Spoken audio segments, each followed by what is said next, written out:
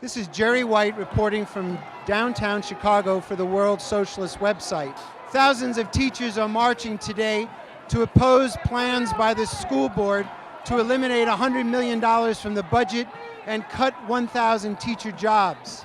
The threats came one day after the Chicago Teachers Union Bargaining Committee, under immense pressure from rank-and-file teachers, rejected a proposal brought back by the CTU leadership for deep concessions. They had every right to turn it down. They wanted a depreciation of their salaries by 7%. It's very unfair.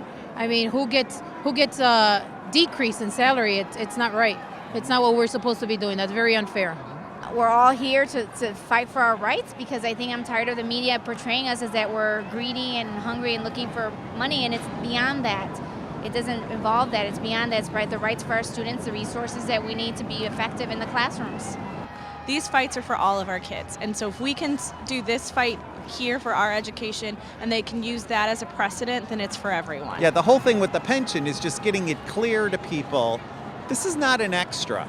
This is not something special that we're giving teachers or doing for teachers. This is part of their compensation. Okay, this is something that they've worked for. 1,000 teachers, jobs gone, which will devastate me as a sub, because I'll go on the day-to-day sub list. Come out here, be united, do as much as we can, and I hope that this gets some national attention, because I think we need some support outside of the city as well. It was the last time we went on strike. It was not something pleasant, but it just feels like the more you do, the more you're expected to do with less. It's being destroyed. Got to get the politicians out of it and leave it to the educators. What does a mayor know about running schools? You put corporate bigwigs in to run the schools. I just think it's very unfair. I think that they work hard for their positions. They earn them. They continue furthering their education. They should be treated fairly. They should be respected. And they should be given what they're working for, which is, their pensions, and they deserve it. I don't understand why we keep shutting them down and we're not working with them as they're working with our children. We are asked to do things that are beyond our capacity based on what we're given in terms of time, in terms of resources, in terms of support. We have money. We're not allocating it to the right sectors. Our kids deserve better. If we want them off the system in the future, we need to educate them now. This isn't a job where you go home and it's over.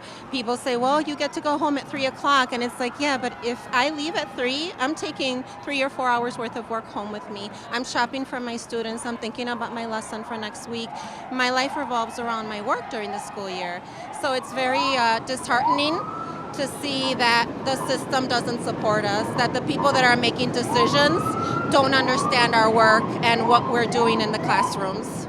So we just feel like we've had enough. I think that across the country you're seeing, even in the suburbs, different districts are standing up for their rights, and that's what we all have to do. Even though this is our fight, I think that this is just the precursor for much bigger fights coming to the education system across the nation. They're saying they want to provide extra options and opportunities for parents to send their children to good schools, make our schools better.